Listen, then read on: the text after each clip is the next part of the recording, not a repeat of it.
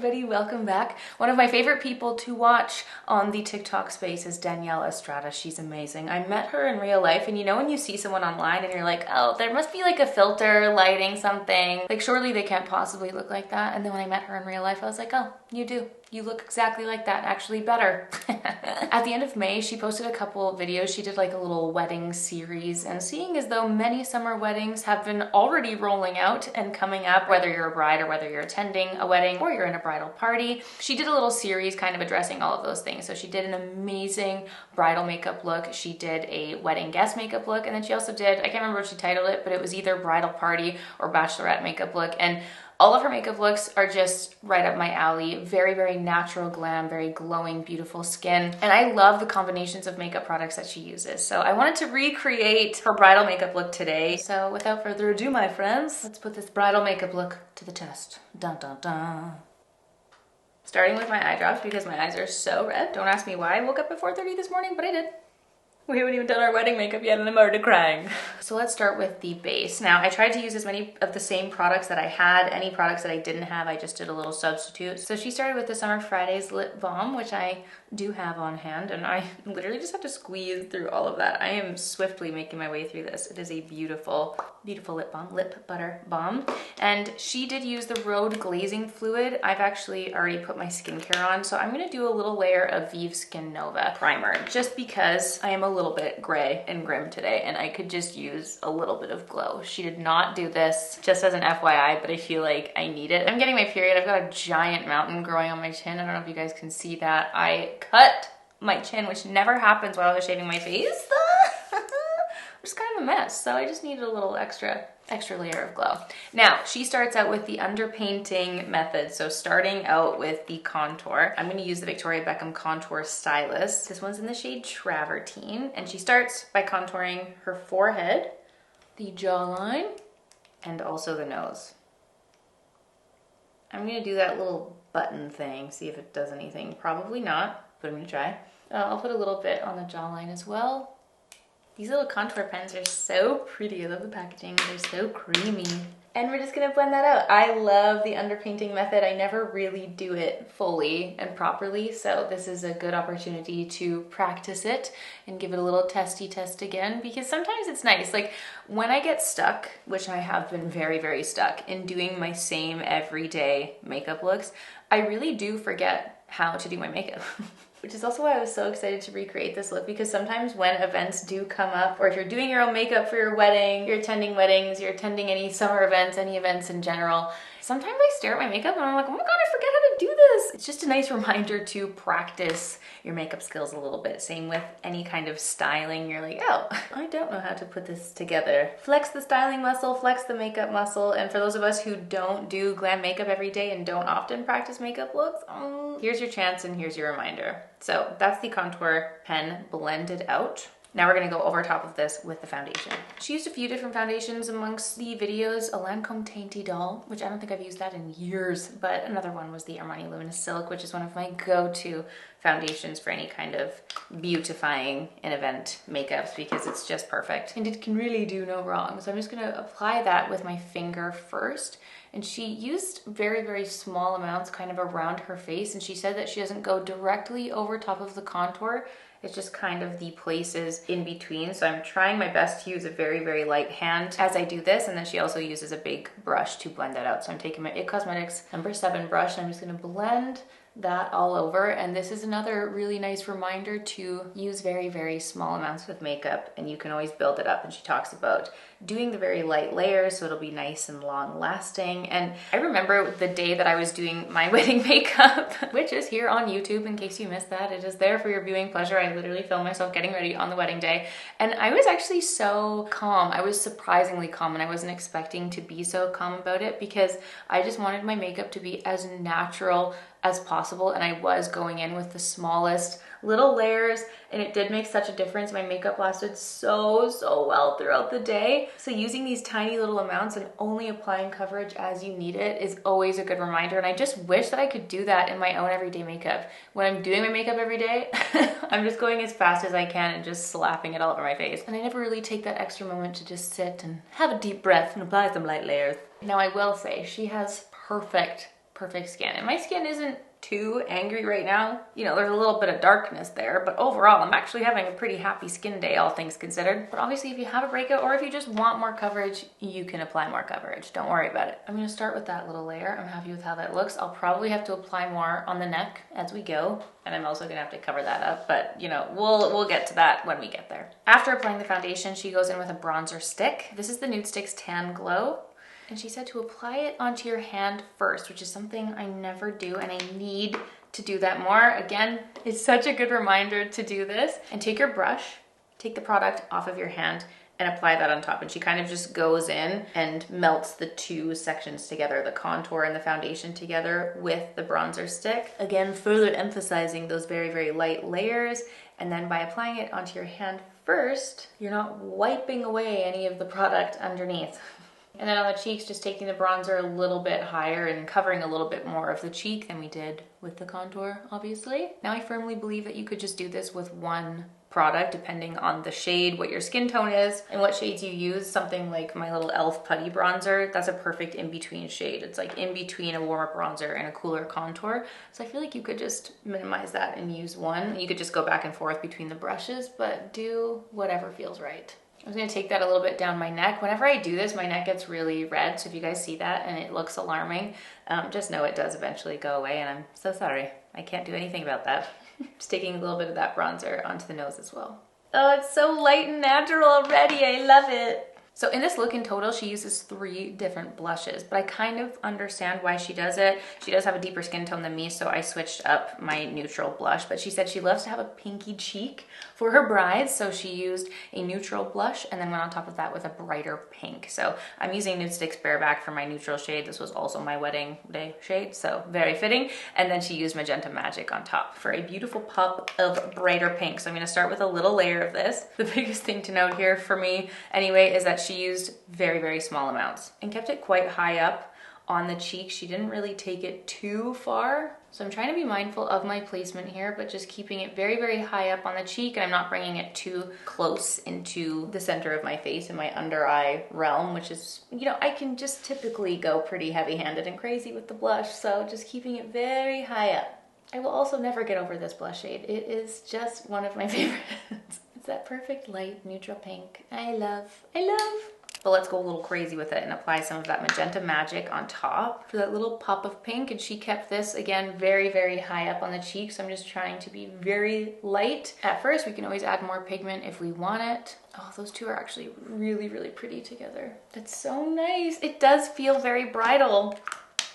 Whoa. We love it. Okay, now for concealer, finishing off this little underpainting technique, she's going over top of all of these layers with the concealer. Now she used Tarte Shape Tape concealer, so I did go out and buy a fresh tube. It's been a hot minute since I have used this. I couldn't really tell. It's so hard when you're shopping in store at Sephora. I feel like everything looks so different in the store than it does in real life. So I picked up the shade Light Sand. We'll see how this goes. The concealer shade she used was lighter than her base, so being really mindful of this placement. She's taking this in the inner corner, and then she does a very tiny bit under the eye, like a tiny, tiny bit. And she mentions to not go over top of the blush too much, so I'm gonna really try to be so precise as I blend this out. She actually did put a little bit more under the eyes here. I'll add a little bit just because I do have so much darkness there. She blends this out using a beauty blender, really focusing it in this specific area. Ooh, it's a little bright. We're gonna have some bright under eyes, that's for sure. And then as she's blending it out under the eyes, she's also taking some onto the eyelid. And it doesn't look like she added any additional product, so I'm just taking that beauty blender and any of the excess product and blending that onto my eye, and that will act as our eye primer, which is definitely very common practice for a lot of makeup artists out there. Not using a separate eye primer and just using your concealer instead. Totally up to you. But then you have like Nikki Makeup, who loves an eye primer. So again, just depends on your personal preference. And as if it wasn't already obvious, I just wanted to let you know I did fill in my brows prior to filming because it just takes me so long, and then I'll set them later. But in case you were like, well, where did those brows appear? Yeah, I did that before. Now listen, the under eyes are looking swell with that concealer. I do think I'm gonna take the deeper shade. I got 22N Light Neutral. I know that she's got no zits, but this girl does have zits. So I'm just gonna go in with the deeper one and put that on my zits, because right here on my chin is just really red, and I also do have a lot of zittage here around my mouth. And we did such nice light coverage with the foundation, so now that it's all kind of settled in, I do just want to add a little bit of extra coverage. She did not include that in her videos, but I'm just doing it. And I'll blend this out the same with my beauty blender. Now I suppose when it comes to the coverage for the underpainting technique, technically we could have done this actually before we put the blush. And we could have even put this underneath the foundation if you wanted to do that version of the underpainting and then just save the brightening for the under eyes for after. But you know, I didn't think of it until after, so here we are. Wow, you know, I really forgot how nice that concealer is. That blends out like a dream. Then she goes back and forth between the blush brush. So I'm just gonna take my blush brush. I've not added any additional product, but I'm just gonna take that on top and try to melt these two together. Oh, la la la, crunk. I don't know why it sounded like that when I said that. Okay, stunning, cute. Now going in with the Givenchy number 3 Prism Libre powder. She uses this with a powder puff. Did I just say puff? A powder puff. Pat the excess off on the back of your hand and then use this to set the under eyes. I'm gonna take the excess and pat that onto my eyelids as well. That really is such a magical powder, it's crazy. And then she just takes a fluffy brush and the Charlotte Tilbury Flawless Finish setting powder and uses this to set the rest of her face. I'm just gonna take a really light amount of that and just setting the rest of the face, which again is something that I don't necessarily always do. And if I want my makeup to be longer lasting, I really should consider to make this a regular part of my routine. But my skin's just really dry, so even right now I'm like, ugh, I'm feeling a little dry, just a little bit. But we have one more layer of powder before we get to adding some moisture. She goes in on top of the 2 cream blushes with a powder blush. She uses the Dior Pink, a classic, a favorite. And this is to basically ensure that your blush doesn't disappear throughout the day. So just setting with the powder on top. It looks like, again, she uses a very, very light hand with this and just touches the tops of the cheeks with a little bit of that pink. Lovely. And now let's drench our face in the Charlotte Tilbury setting spray. How many layers is too many layers? We'll never know. Now for the highlight, she used the Dior Forever Glow Maximizer. This is actually the new shade that they just came out with for the summer. This is the shade Nude, which I think is gonna be a really pretty, like pinky champagne highlight. She put that onto the palm of her hand and applied this with her finger. She applied it onto the nose first, so I'm gonna do it on the little dot there and then take it down the bridge. Doo-doo. And then she went in with her beauty blender and use that to apply the highlight onto the tops of the cheeks. So I'm just using a very, very small amount and putting that on top. And that's just gonna add an extra little layer of glimmer and shimmer and glow to the tops of the cheeks. I love it when people put cream products on top of powder. I think it's so fun and it adds such a beautiful glow. So at this point she fills in the brows and sets them in. So I'm gonna take my Anastasia Brow Freeze Gel and slick up my brows.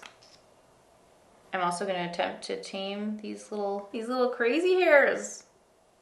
All right, time for the eyes. She is a big fan of this Patrick Ta matte palette. She didn't necessarily explicitly show, she just kind of said lighter browns and darker browns. So I'm gonna play in this little realm, this little quad of 4. I love how light this eye makeup is. It's right up my alley and I can hear you guys now. You're gonna be like, do something different, do something more fun with your makeup. Never. So I'm just taking a mixture of the 2 lighter browns and I'm putting that all over my lid and into the crease. And then she also takes that same mixture onto the lower lash line, which is also such a great way to hide any creasing underneath your eyes. I know I can definitely apply too much concealer under there and I already have some creasing right there, but I also have a lot of dryness underneath my eyes. So when you blend out a little shadow or a little bronzer under there, it just looks like, oh, healthy warm glow, and it just takes that away. So even if you feel like you're looking a little bit crepey and dry under there, if you just add a little shadow, it just covers it all up. Magic, magic. So now I'm gonna dip into the deeper browns. And it just looks like she barely touches that onto the outer corner. So I'm just gonna really softly blend that out. I always go back in with the other brush, the fluffier brush that we used for the lighter shadow, and I just really softly touch that on top to make sure everything is nice and blended. Then she goes in with highlight, and she actually used the little Dior highlighting palette. She used a deeper bronze and then a lighter gold.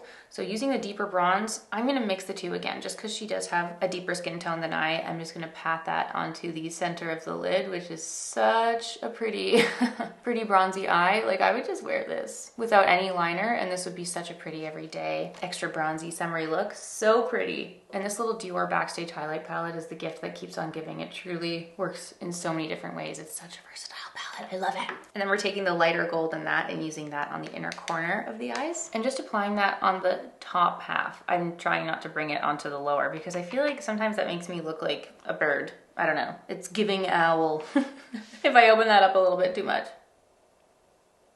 Then for the fun part, here's a fun little tip. She takes a brown eyeliner and applies that all along the lash line.